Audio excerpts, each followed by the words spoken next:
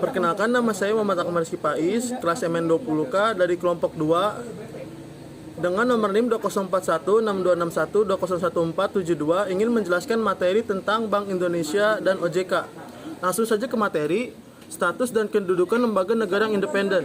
Babak baru dalam sejarah Bank Indonesia sebagai bank sentral yang independen dalam melaksanakan tugas dan wewenangnya dimulai ketika sebuah undang-undang baru, yaitu Undang-Undang Nomor 23 Tahun 1999 tentang Bank Indonesia, dinyatakan berlaku pada tanggal 17 Mei 1999 dan sebagaimana telah diubah dengan Undang-Undang Republik Indonesia Nomor 6 Tahun 2009. Status dan kedudukan yang khusus tersebut diperlukan agar Bank Indonesia dapat melaksanakan fungsi dan perannya sebagai otoritas moneter secara lebih efektif dan efisien.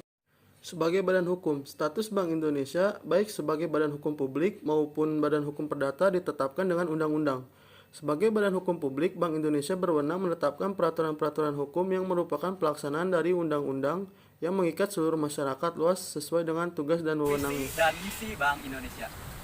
Yang pertama, misi. Menjadi bank sentral digital terdepan yang berkontribusi nyata terhadap perekonomian nasional dan terbaik di antara negara emerging markets atau pasar negara berkembang untuk Indonesia maju. 2. Misi. Di antaranya, 1. Mencapai dan memelihara stabilitas nilai rupiah melalui efektivitas kebijakan moneter dan bauran kebijakan Bank Indonesia. 2.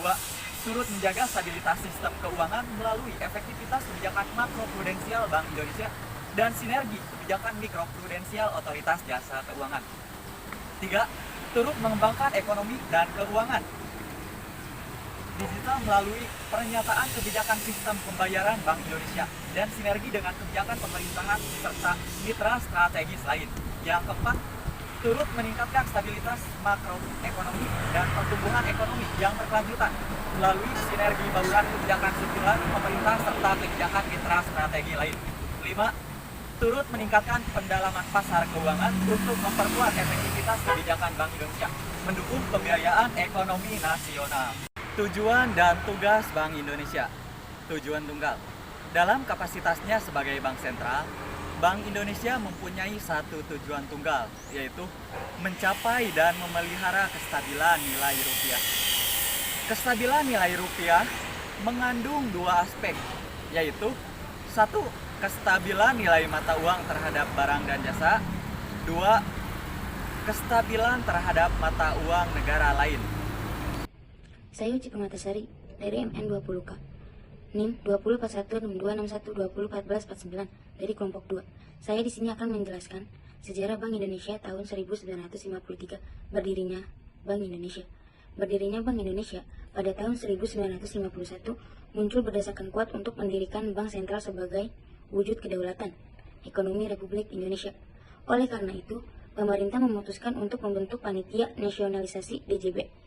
Proses nasionalisasi dilakukan melalui pembelian saham DJB oleh pemerintah RI dengan sebesar mencapai 97%. Pemerintah RI pada tanggal 1 Juli 1953 menerbitkan Undang-Undang Nomor 11 Tahun 1953 tentang Pokok Bank Indonesia yang menggantikan DJBW tahun 1922. Sejak tanggal 1 Juli 1953, Bank Indonesia secara resmi berdiri sebagai Bank Sentral Republik Indonesia. Tahun 1968, Bank Indonesia sebagai agen pembangunan dan pemegang kas negara pada tahun 1968. Pemerintah RI mengeluarkan Undang-Undang Nomor 13 Tahun 1968 tentang Bank Indonesia. Undang-undang ini mengembalikan tugas BI sebagai Bank Sentral Republik Indonesia dan menghentikan status Bank Indonesia sebagai BNI Unit 1.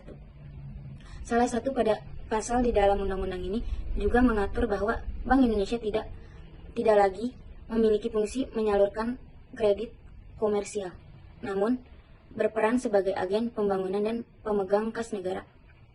Sementara itu, melalui Undang-Undang Nomor 21 dan 22 tahun 1968, bank-bank lainnya yang tergabung dalam bank tunggal berubah kembali menjadi bank pemerintah yang berdiri sendiri. Assalamualaikum warahmatullahi wabarakatuh. Perkenalkan, nama saya Alia Maharani.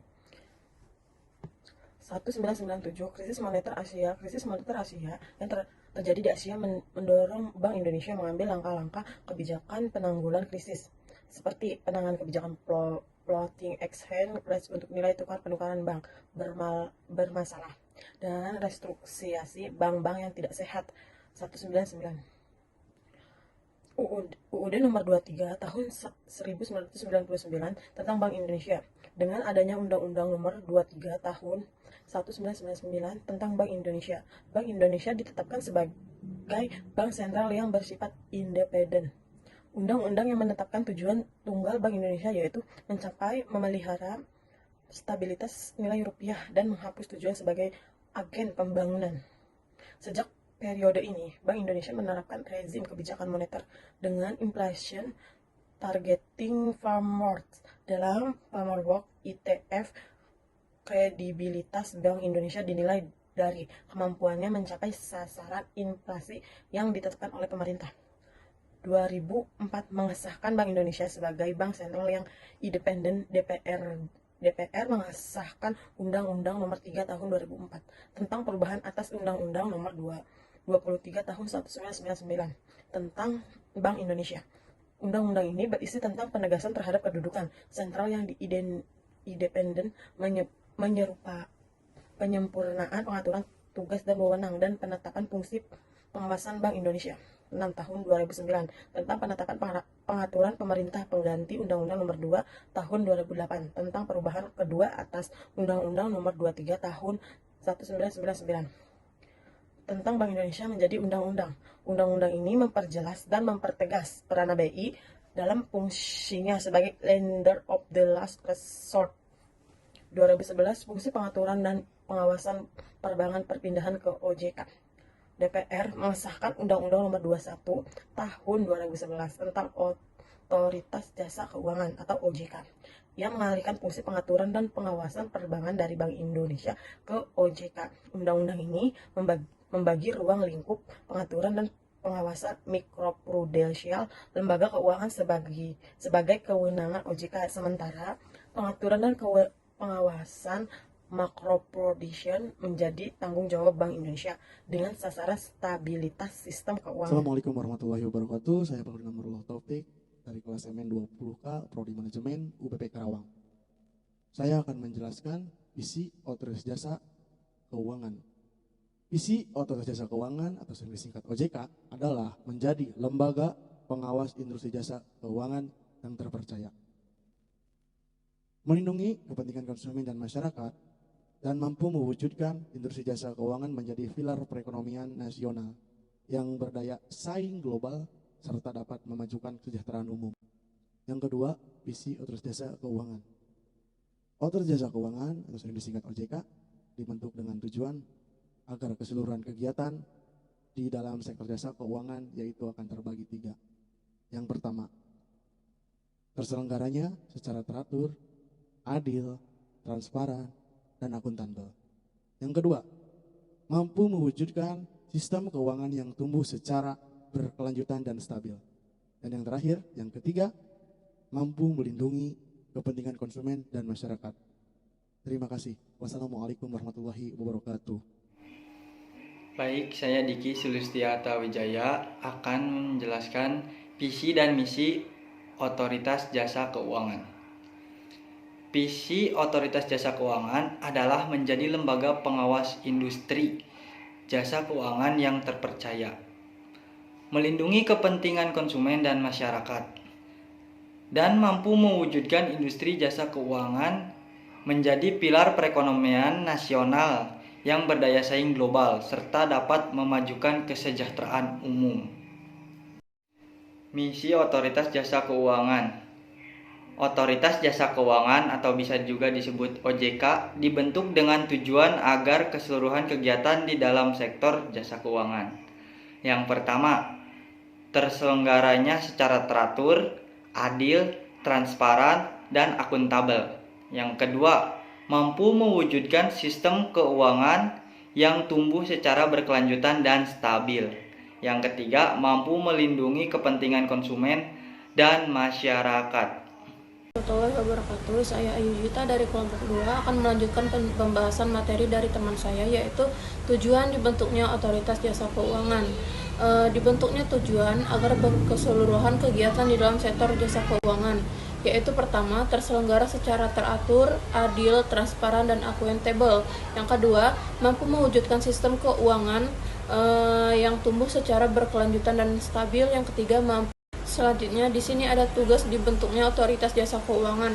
OJK ini mempunyai tugas melakukan peraturan dan pengawasan terhadap kegiatan jasa keuangan yang di sektor perbankan, sektor pasar modal, dan sektor IKP. Selanjutnya, fungsi OJK.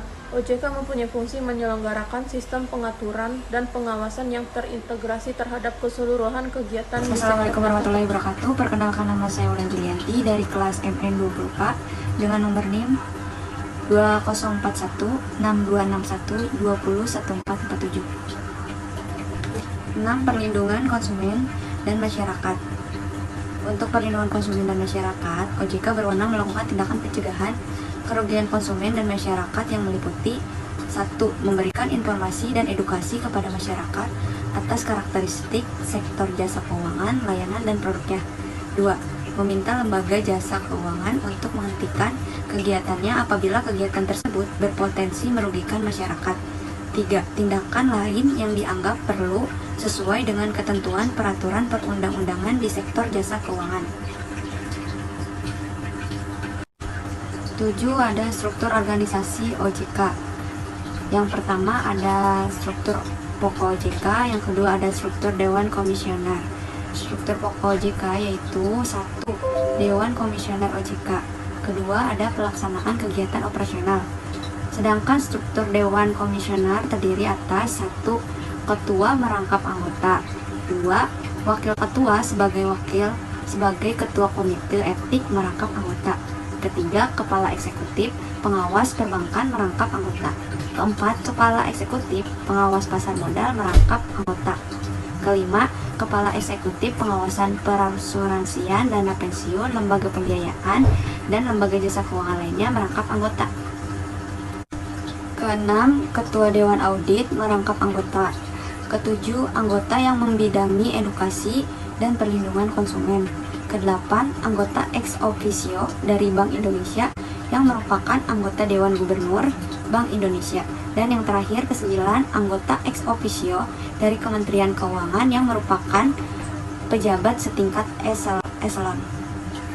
Sekian presentasi yang dapat kelompok kami sampaikan. Mohon maaf apabila ada salah dalam penyampaian materi maupun penulisan makalah ataupun PPT yang kami presentasikan ini. Wabillahi taufiq wal hidayah. Wassalamualaikum warahmatullahi wabarakatuh.